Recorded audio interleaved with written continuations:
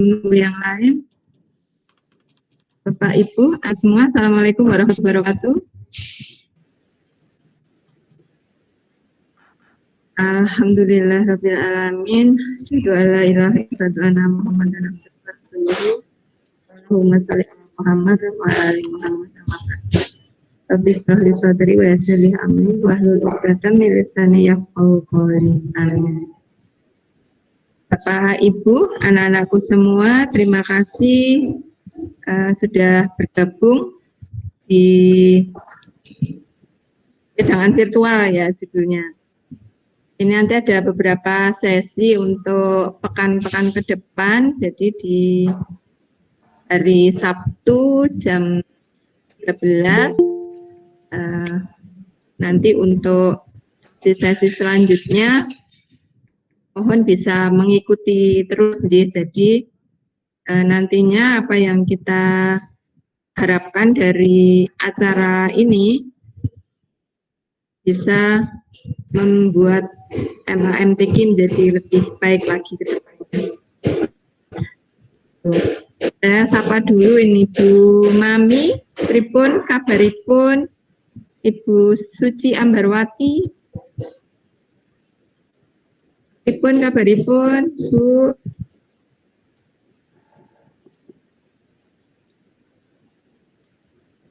Mic-nya bisa dibuka barangkali. Bentar. Pak Tohir, Mbak Tria, Dwi, Mbak Nadia.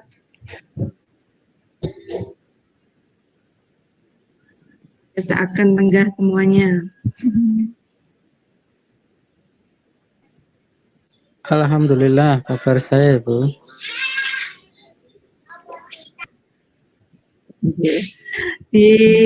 Dari mana nih Pak ikutnya? Dari rumah? Nggih Bu, ping dalam. Oh, anjir. Nah. Bu Mami dari di Semarang, pripun Ibu kabaripun? Tidak kedengar suaranya nih. Ya, alhamdulillah saya Bu. Devi sudah ikut.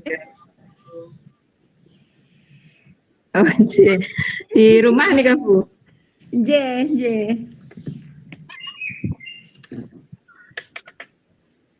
Mana Mas? Masih bisa ikut. Mas Nova nembe ada dawur Bu di sekolahannya. Apa? Nggih. Oh, ngaten. Oh, motor gabung Ibu. Nggih.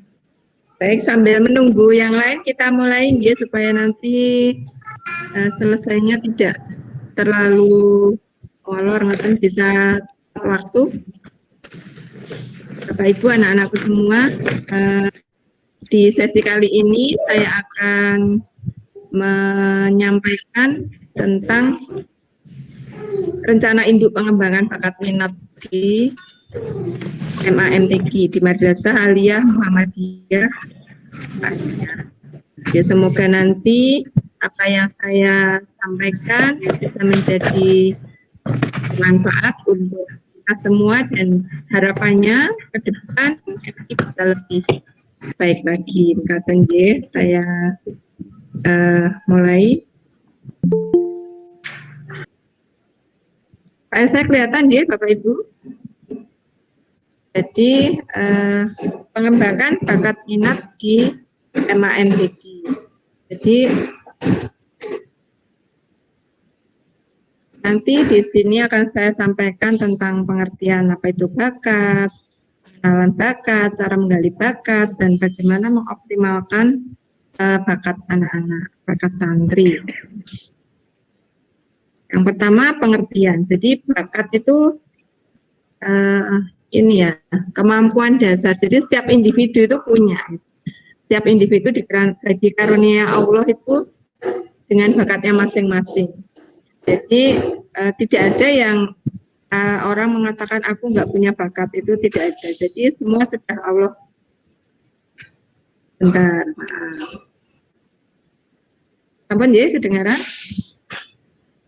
Jadi saya ulangi lagi, jadi bakat itu Allah sudah memberikan setiap orang itu dia memang punya bakat. Jadi bukan bawaan dari lahir, tapi memang dari yang Allah karuniakan, tubuh yang lengkap, kesempurnaan sebagai seorang manusia itu adalah bakat gitu. Jadi tidak ada seseorang pun yang nantinya itu mengatakan aku nggak punya bakat seperti itu. Mari kita simak kisahnya Ted Williams. Ini seorang atlet. Ted Williams, pemain baseball profesional dari tahun 1939 sampai 1960. Ted Williams adalah pemukul bola terbaik yang pernah ada. Kalau kalian pernah membaca riwayat hidupnya, kalian pasti tahu bahwa dia tidak menjadi pemukul bola terbaik sepanjang sejarah karena dia terlahir dengan kemampuan itu. Dia tidak jadi pemain baseball profesional karena dia diberikan bakat itu secara ajaib. Dia bekerja keras untuk mendapatkan bakatnya. Ini cerita singkatnya ketika di bangku sekolah. Sepulang sekolah, Ted pergi ke lapangan setempat dan berlatih memukul sampai pukul 9 malam dan hanya berhenti karena lampu telah dipadamkan. Lalu, ia pulang ke rumah, berlatih di halaman belakang sampai orang tuanya memaksanya untuk tidur. Ia berangkat sekolah pagi-pagi agar bisa berlatih memukul sebelum kelas dimulai. Ia membawa tongkat pemukulnya ke dalam kelas. Ia memilih bidang pelajaran yang pekerjaan rumahnya sedikit. Bukan karena dia malas, tapi karena dia akan mempunyai lebih banyak waktu untuk berlatih memukul. Dan tentu saja, dia tidak punya waktu untuk hal-hal seperti pacaran dan sejenisnya. Di majalah Time, Ted Williams pernah berkata, ratusan anak mempunyai kemampuan alami untuk menjadi pemain hebat. Tetapi tidak ada yang memunculkan kemampuan itu selain latihan, dan latihan. Yang dia seorang bakat tidak dibawa dari lahir, awalnya, tapi datang dari kerja keras. Bakat tidak terlahir sebagai seorang pemain baseball, bukan di awal. Jadi Ted Williams ini ceritanya itu dia bekerja keras untuk bisa mendapatkan bakatnya. Jika dia masih sekolah, dia pulang sekolah itu berlatih sampai jam 9 malam. Jadi ketika lampunya sudah padam, itu baru dia berhenti. Jadi sampai di rumah pun dia latihan lagi.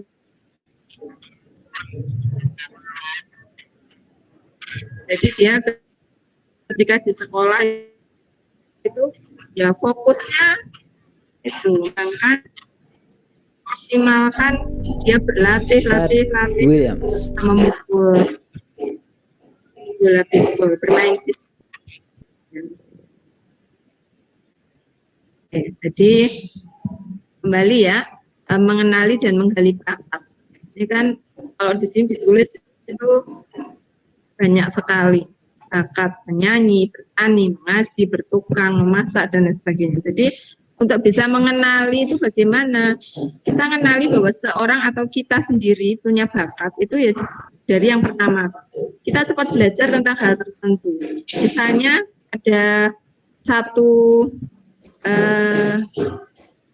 hal baru yang kita itu ketika dikasih tahu atau dibimbing itu cepat sekali tangkap, cepat sekali paham. Nah itu barangkali ada satu poin kita mungkin berbakat di situ. Kemudian yang kedua, ketika kita melakukan aktivitas itu misalnya katakan senang melukis atau senang menggambar, itu senang sampai punya melakukan melukis atau menggambar itu pokoknya senang aja gitu. Itu mungkin bisa mungkin bakatnya di situ. Kemudian ada hasil yang bisa dilihat dan dinikmati banyak orang. Jadi ketika saya misalnya senang melukis atau menggambar, lukisan saya itu banyak dilihat atau dinikmati. Jadi karya saya memang banyak gitu. Tidak bisa dikatakan dia orang berbakat tapi gambarnya hanya 1 atau 2 lembar seperti itu. Itu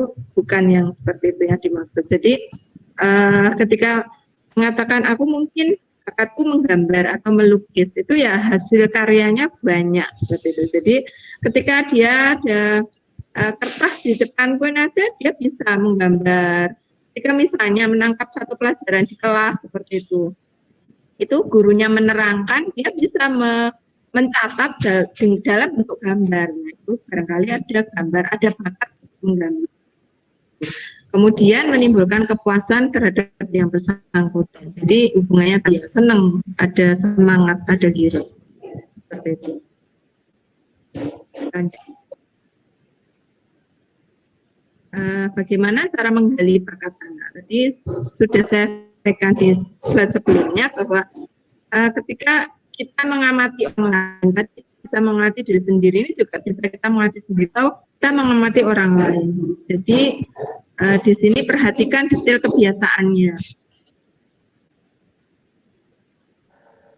Kebiasaan anak itu dia seberapa sering melakukan. Misalnya tadi yang saya contohkan tentang misalnya menggambar, dia seberapa sering, apakah menggambar itu harus disuruh, apakah harus diperintah, apakah dia menggambar itu atas keinginannya sendiri dan dia antusias di situ atau enggak, seperti itu. Nanti bisa terlihat apakah dia punya bakat di situ atau enggak. Kemudian kemampuan menyerap ilmu. Jadi ketika seorang anak atau kita gitu tadi belajarnya dengan cepat, memahami sesuatu dengan cepat di satu bidang, barangkali itu bisa menunjukkan bahwa itu bakat kita. Kemudian memperhatikan hasil atau proses. Jadi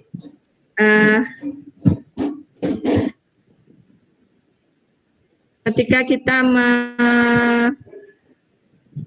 menghasilkan yang sudah kita misalnya gambar tadi atau hasil lukisan tadi itu hasilnya memang bagus, ada keunikan tersendiri, ada ya lebihnya dibanding yang lain, barangkali itu ada bakat di situ. Kemudian yang bisa dilakukan adalah apa? Mencari kesempatan. Kalau kita misalnya sebagai orang tua atau sekolah yang memberi kesempatan dan fasilitas untuk anak tersebut, santri tersebut bisa berkembang bakatnya. Lanjut.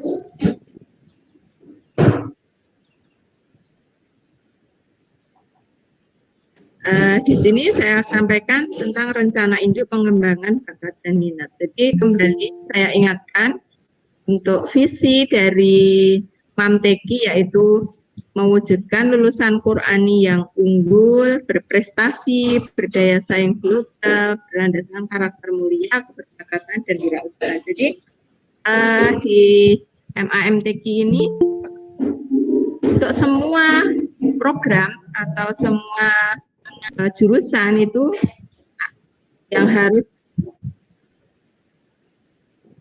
dicapai adalah untuk hafalannya itu minimal 3 juz.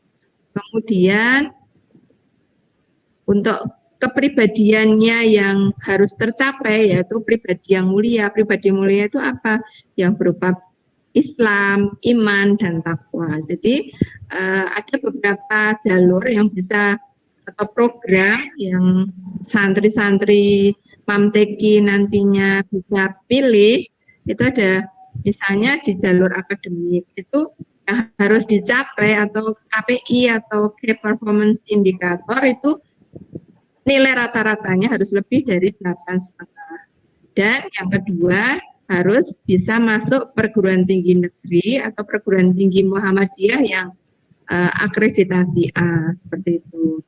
Kemudian jadi di awal sudah kita tentukan ya untuk apa nanti yang harus dicapai untuk anak ketika dia memilih jalur tersebut. Kemudian ada jalur entrepreneur atau program entrepreneur itu KPI yaitu dari omset, salah satu omset dari 1 juta sampai 30 juta per bulan. Jadi kalau entrepreneur ini banyak macamnya, nanti bisa santri-santri memilih atau mengembangkan bakatnya di bidang entrepreneur yang banyak terdapat di dibuka di MAMTQ.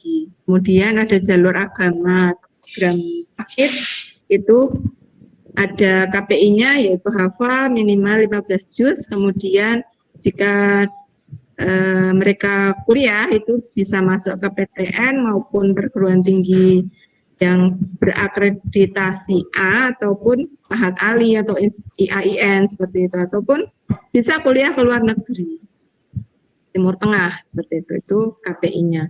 Kemudian di sini saya sampaikan jadi alur pengembangan bakat santri itu. Yang pertama kita lihat bakat minatnya itu dari formulir awal kita sampaikan. Jadi di formulir pendaftaran itu kan ada pilihan bakat minat.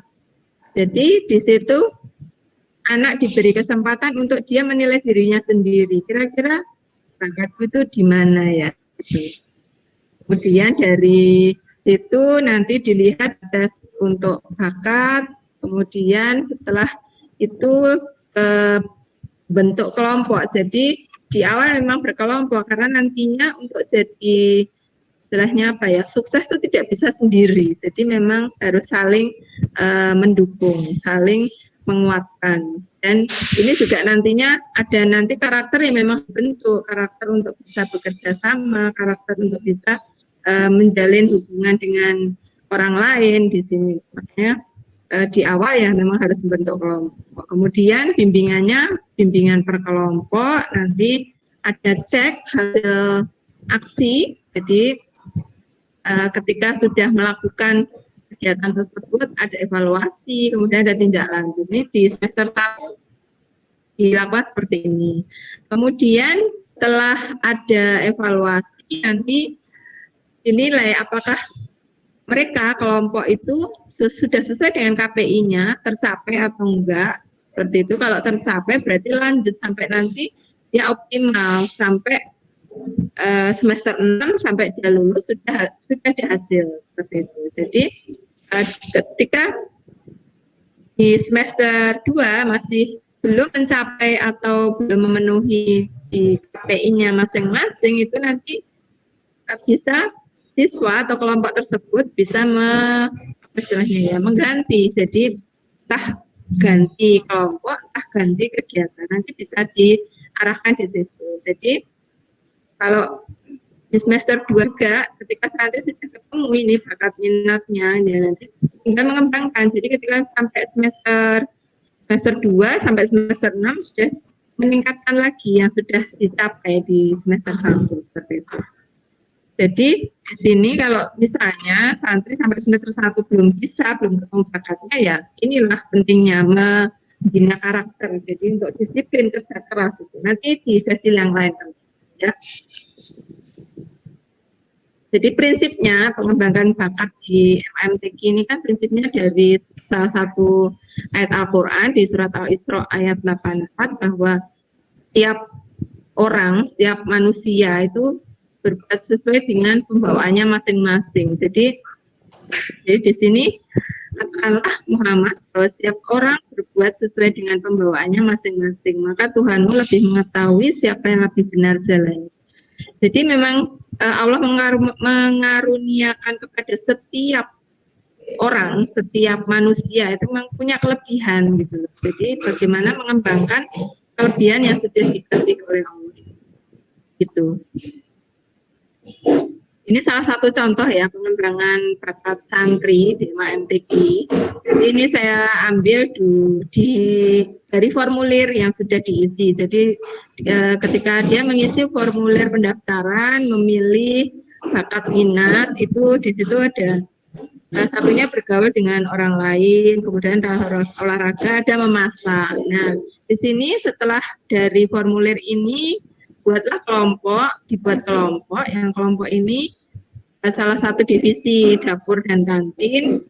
Jadi di awal mereka belajar memasak, yang awalnya pegang wajan aja mungkin masih belum terbiasa, ngulek aja mungkin belum bisa.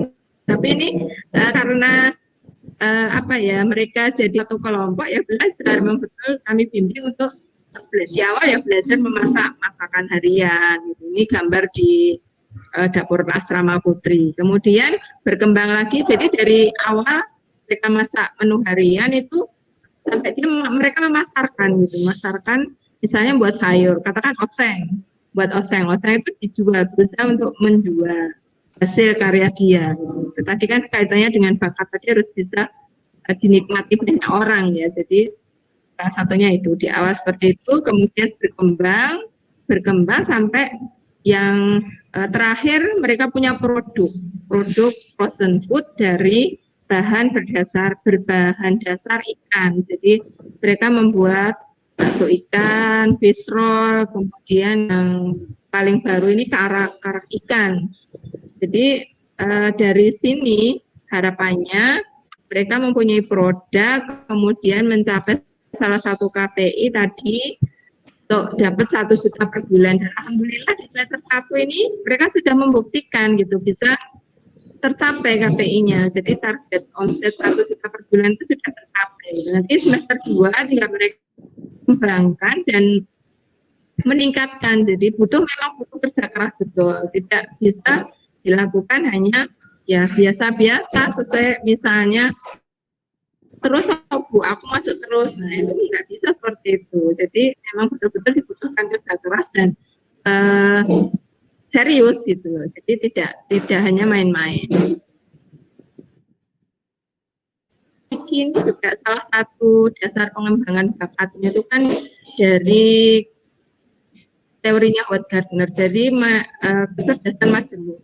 Artinya setiap manusia itu sebenarnya dia punya. Tadi kalau di Al-Quran kan memang semua Allah mengaruniakan banyak sekali kebisaan untuk jadi tinggal bagaimana kita nanti mencari yang tepat bakat kita di mana. Nah itu kalau teorinya Howard Gardner ada 9 kecerdasan. Misalnya musik kalau hubungannya dengan bakat itu tidak sekedar hanya bermain musik hanya untuk senang-senang hura-hura itu tidak. Jadi kalau memang dia berbakat di musik, dia sungguh-sungguh kerja keras betul di musik ini sampai dia misalnya menciptakan satu lagu atau dia bermain musik yang untuk nantinya bisa untuk masa depannya dia gitu. Tidak sekedar hanya sebagai pengisi waktu luang atau sebagai hobi. Beda ya kalau hobi itu kan dilakukan ketika waktu senggang dan hanya sekedar untuk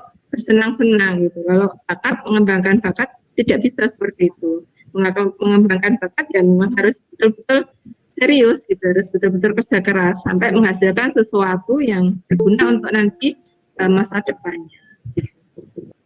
Jadi konsep pengembangan bakat di sini di MMTQ ini yang pertama tadi menemukan bakat. Tadi beragam sekali yang mengenai bakat ya, mengenai kecerdasan, jadi banyak sekali. Jadi bedanya MMTQ dengan sekolahan yang lain, ketika di sini itu tidak hanya satu kotak anak belajar di dalam kelas itu enggak. Jadi kalau di MMTQ memang di awal sudah bahkan di proses pendaftaran itu sudah kita cari mereka inginnya atau yang mereka inginkan itu di bakat minat yang apa yang mau dikembangkan.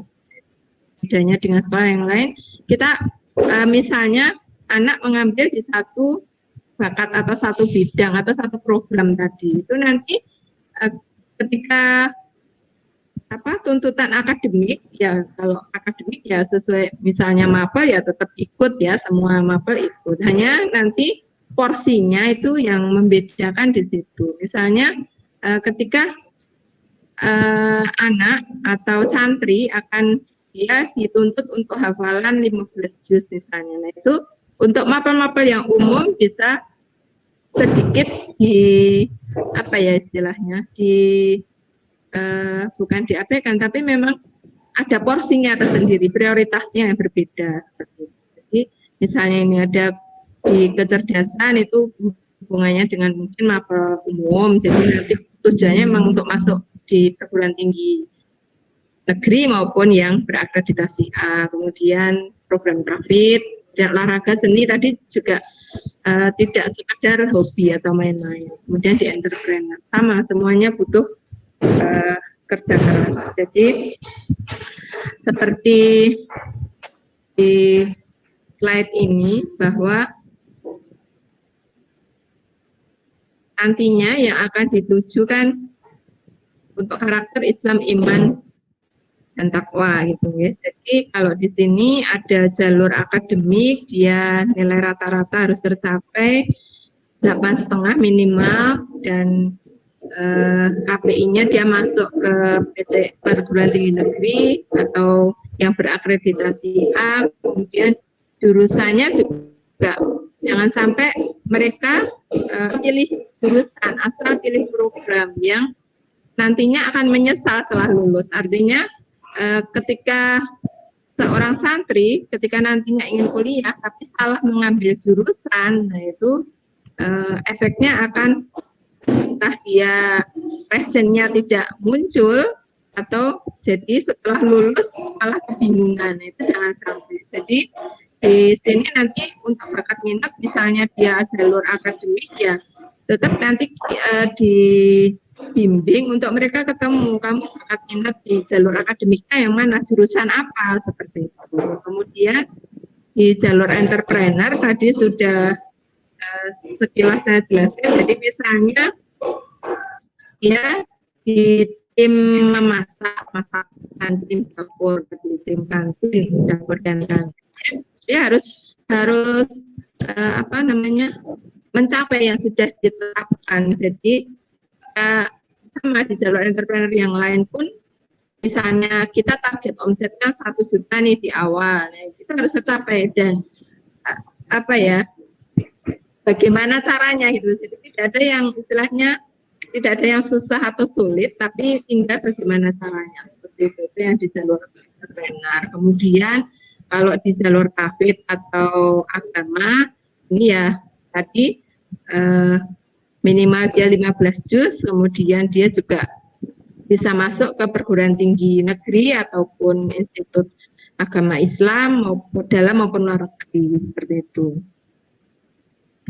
Jadi memang semuanya nanti muaranya, arahnya memang ke jalur dakwah. Jadi ketika seorang santri nanti mengambil di akademik maupun entrepreneur maupun di tafid, nantinya ya jalurnya ya ketika untuk bekal dia hidup dan juga untuk berdakwah, seperti itu. Itu yang kami tanamkan di sini. Jadi memang dibutuhkan kesungguhan dan minat. Jadi di ketiga program ini ketika ingin memilih salah satunya yang dibutuhkan itu ya kesungguhan, minat. Minat itu apa? Minat itu keinginan. Jadi berbeda minat dengan hobi tadi. Kalau hobi itu sekedar dia senang hanya ketika waktu senggang atau luang dan tidak ada yang harus dicapai. Tapi kalau minat itu yang menumbuhkan motivasi dari dalam. Jadi punya kesungguhan dari dalam dirinya. Jadi tidak usah diuyak, tapi dia sudah mau gitu. Jadi kuncinya di sini, di niat. Jadi minat maksudnya. Kuncinya di minat. Jadi ini proses pengembangan bakat.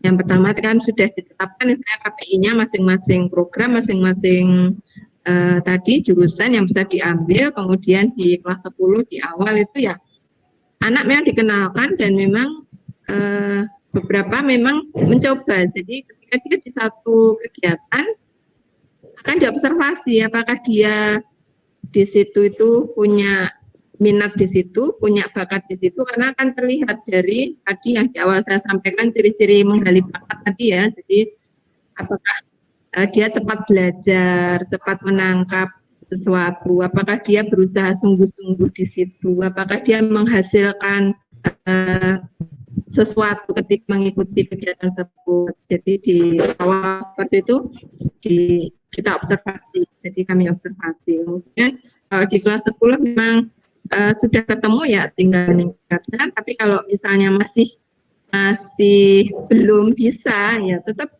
dimotivasi untuk mereka harus ketemu mungkin bakatnya apa.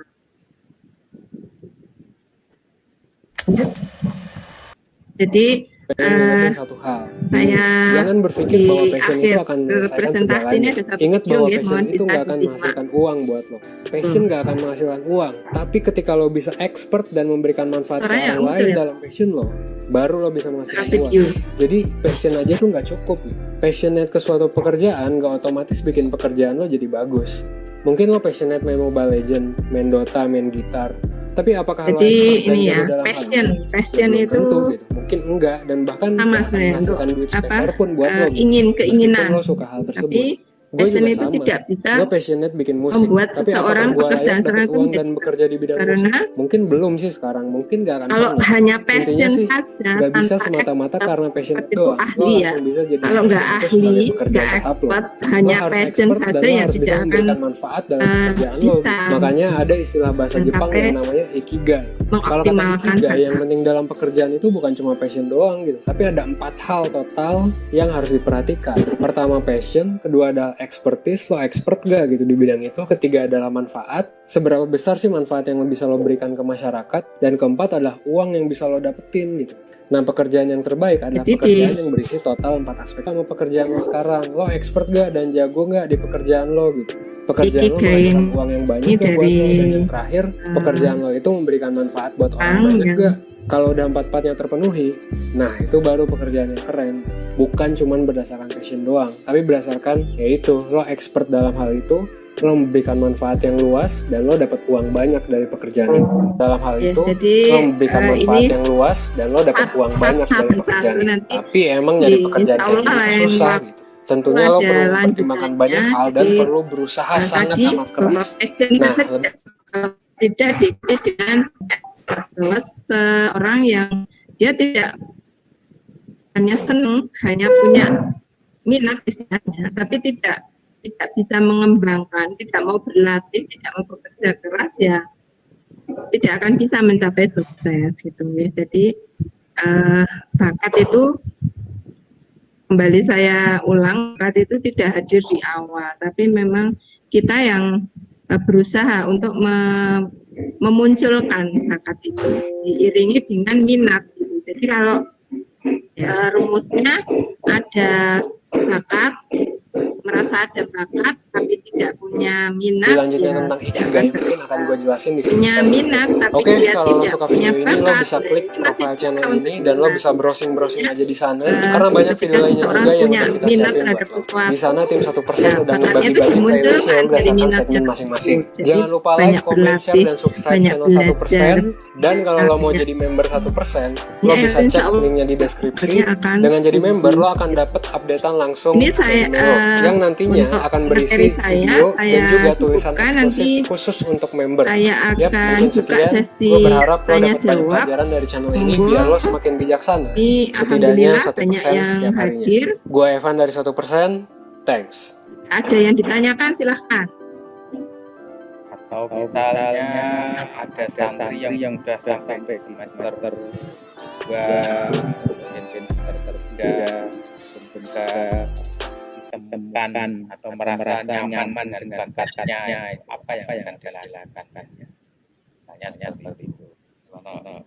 Jadi, oh ya, jadi ketika sudah di semester 2, semester 3, jadi dia tidak juga ketemu bakatnya di mana, ya tetap harus banyak mencoba ya.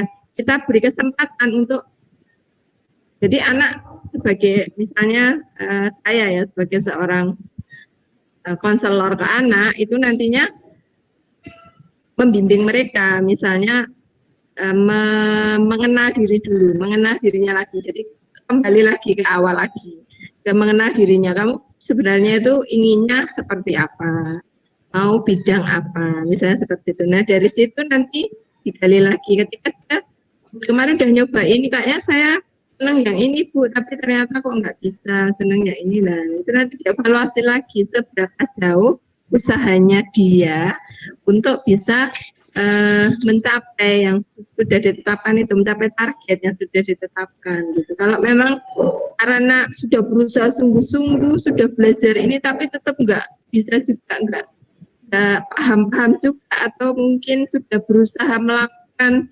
sesuatu sudah kerja keras tapi nggak bisa, nah nanti bisa diarahkan atau dibuka kembali kegiatan ini kira-kira dia bisa masuk atau enggak, seperti itu. Nanti nggak apa-apa, jadi memang harus tidak bisa ketika misalnya hanya dengan lewat satu tes yang misalnya hanya tesnya itu tes paper ya, tes di atas kertas, kemudian dari situ mengenal bakat, itu nggak bisa. Jadi memang harus mencoba gitu, mencoba, berlatih, baru di situ akan kelihatan.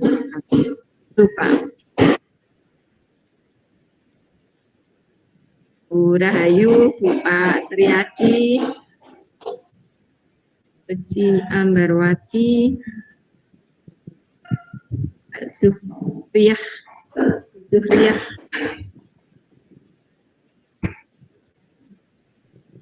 jelas ya tentang bakat ini. Jadi konsepnya itu bakat itu tidak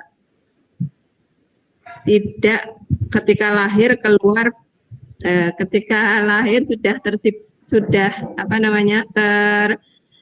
bakatnya ini, itu ya, memang Allah mengaruniakan itu untuk kita yang manusia yang mencari bakatnya dia di mana, dengan dikaruniakan berbagai macam keterampilan, kebiasaan, kemudian otak untuk berpikir. Jadi di situ sebagai manusia yang memang harus mencari dan mengembangkan gitu. Hanya memang di situ dengan kuncinya tadi kerja keras, sungguh-sungguh, latihan seperti itu, tidak mudah menyerah. Insya Allah nantinya bakat yang terpendam, kalau bisa dikatakan mungkin bakat terpendam itu bisa muncul.